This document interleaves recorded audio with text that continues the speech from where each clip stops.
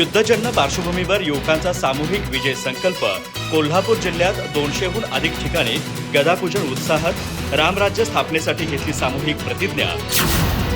कोल्हापूर इथं हनुमान जयंतीच्या निमित्तानं युद्धजन्य परिस्थितीच्या पार्श्वभूमीवर युवकांनी सामूहिक गदापूजनातून विजयाचा संकल्प केला। सध्या जगभर तणावपूर्ण वातावरण निर्माण झालं असून अशा काळात प्रत्येकामध्ये शौर्य, शक्ती आणि भक्ती जागृत व्हावी या उद्देशातून हिंदू जनजागृती समितीच्या वतीनं हा उपक्रम राबवण्यात आला। इतिहासात ज्या ज्या युद्धात मारुतीरायांचं अधिष्ठान राहिलं त्या ठिकाणी विजय निश्चित झाला असल्याचं उदाहरण देत युवकांनी प्रेरणा घेतली। प्रभू श्रीरामांच्या सैन्यातील लंकेचं दहन असो किंवा महाभारतात अर्जुनाच्या रथावरील ध्वजावर विराजमान राहून दिलेलं बळ असो, तसंच छत्रपती शिवाजी महाराजांच्या हिंदवी स्वराज्यासाठी समर्थ रामदास स्वामींनी सुरू केलेल्या बलोपासनेची परंपरा यांचा संदर्भ देत या उपक्रमाचं महत्त्व अधोरेखित करण्यात आलं।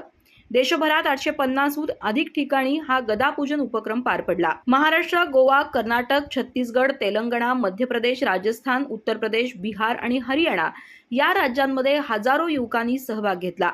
कोल्हापूर जिल्ह्यात 200हून अधिक ठिकाणी गदापूजन करण्यात आलं। गडिंग्लज तालुक्यातील विविध भागांसह पन्हाळा तालुक्यातील मनपाडळे येथील मारुती मंदिर तसंच जुने पारगाव येथील हनुमान मंदिर इथंही हा उपक्रम उत्साहात पार पडला। कार्यक्रमादरम्यान गदापूजन विधी, हनुमान आरती, मारुती स्तोत्र पठण, शंखनाद आणि सामूहिक प्रार्थना करण्यात आली।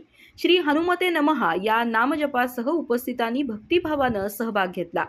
तसंच रामराज्य स्थापनेसाठी मारुतीरायांचे गुण आत्मसात करण्याविषयी मार्गदर्शन करण्यात आलं। शेवटी सर्वांनी एकत्रित येऊन रामराज्य स्थापनेसाठी सामूहिक प्रतिज्ञा घेतली। हिंदू जनजागृती समितीच्या वतीनं गेल्या 4 वर्षांपासून हा उपक्रम सातत्यानं राबवला जात असून यंदाही मोठ्या संख्येनं युवक, कार्यकर्ते आणि भाविक सहभागी झाले। गडिंग्लज तालुक्यातील शाहूवाडीतील जय हनुमान कुस्ती संकुलातील युवकांसह विविध संघटनांचे पदाधिकारी आणि कार्यकर्ते मोठ्या उत्साहात सहभागी झाले होते। अधिक माहिती आणि ताज्या घडामोडींसाठी आजच आमचे चॅनल सबस्क्राइब करा।